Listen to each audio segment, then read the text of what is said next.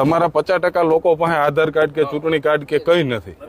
ખાલી મત દેવા માટે નહીં, પણ તમારે જરૂરી એટલા માટે થઈને છે કે આ સરકાર આ હાલતા યુસીસી નવા કાયદા લઈ આવી છે ને, તો તમે તમારી જિંદગી નીકળી કે આવનારા છોકરાઓ માટે અઘરું થાય.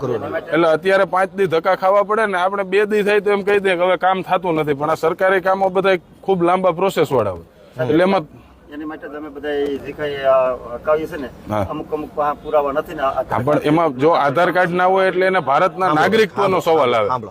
એ પરબારું આપણને એમ લાગે કે આધાર કાર્ડ શું છે. કાલે એક અરજદારનો મને ફોન આવ્યો કે નામ નથી સુધારી દેતું. મેં કીધું તમને જગદીશભાઈ માંથી જમનભાઈ કરી દે તો બીજાની મિલકતમાં તમારું નામ ના ચડી જાય. એટલે આપણે નાની વાત લાગે, પણ આધાર કાર્ડ ના હોવું એટલે તમે અત્યારે જેની પાસે આધાર કાર્ડ કે ચૂંટણી કાર્ડ નથી એ ભારતના નાગરિક નથી એવું સરકાર માનતી હોય. એમાંથી તમે અહીંના નાગરિક છો એ સાબિત કરવા માટે સમય લાગે. એટલે એમાં 5-10 ધક્કા થાય, થોડોક ટાઈમ લાગે, તોય મહેનત કરીને કરાવી લેવું જોઈએ તમારી આવનારી પેઢીને. નહીતર હવે દિવસથી દિવસ કાયદાઓ કડક થતા જાય.